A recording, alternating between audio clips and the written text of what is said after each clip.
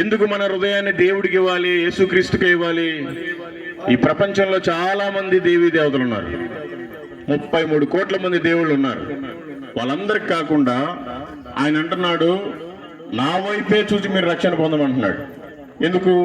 వాక్యం ఈ విధంగా సెలవిస్తుంది. యోహాను సువార్త 14వ అధ్యాయము 6వ వచనం, నేనే మార్గమును, నేనే సత్యమును, నేనే జీవమును, నా ద్వారా తప్ప ఎవడను తండ్రి యొద్దకు చేరడని చెప్తున్నారు. కాబట్టి యేసుక్రీస్తే మనకు మార్గము, యేసుక్రీస్తే మనకు సత్యము, యేసుక్రీస్తే మనకు జీవము. గనుక ఆయన వైపు చూచి మనం రక్షణ పొందాలి. ఏదో రక్షణ పొందకుండా నేను కూడా చర్చి పక్కనే ఉంటున్నాను, మా ఇల్లు కూడా ఈ లైన్లోనే ఉంది, మా వాళ్ళంతా ప్రార్థనకి వెళ్తాను, నేను వెళ్ళకపోయినా పర్వాలేదు అంటే మీరంతా భక్తులు కాదు. తెలుసుకోకపోతే చాలా కష్టం. లోకం ఎలా ఉందంటే ఎప్పుడు మిరింగుదామా అని చూస్తున్నాడు సాతానుగాడు. కాబట్టి దేవుడే మన కోసం ఈ లోకంలోకి వచ్చాడు.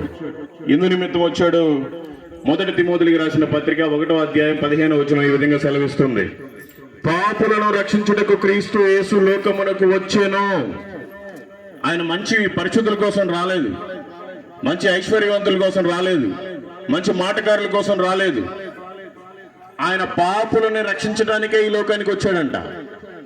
మరి అందరూ అనుకుంటా ఉంటారు, నేనేం పాపం చేయట్లేదు, నా పని నేను చేసుకుంటున్నాను, నా కుటుంబాన్ని నేను పోషించుకుంటున్నాను, నేను మంచిగానే ఉన్నాను అనుకుంటున్నాడు.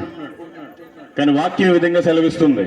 రోమీయులకు రాసిన పత్రిక 3వ అధ్యాయం 23వ వచనం, ఏ భేదమునో లేదు, అందరూ పాపము చేసి దేవుడు అనుగ్రహించు మహిమను పొందలేకపోతున్నారు.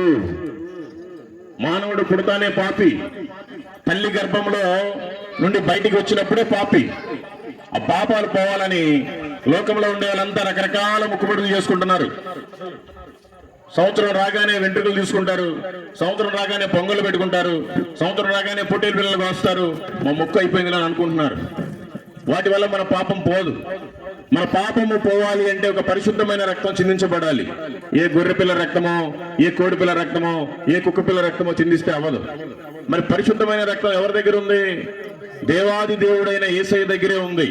ఆయనే మనల్ని ప్రేమించి ఈ లోకంలో ఆయన మానవ రూపంలో పుట్టి మన కోసమే 33.5 సంవత్సరాలు జీవించి, మన కోసమే దెబ్బలు తిని, మన కోసమే ఈడ్చబడి, మన కోసమే ఉమ్మించుకొని, మన కోసమే చివరికి ప్రాణం పెట్టాడు. ఆయన ప్రాణం పెట్టాడు కనుకనే మనం బ్రతుకుతున్నాం. కాబట్టి మనమంతా రక్షణలో ఉండాలి.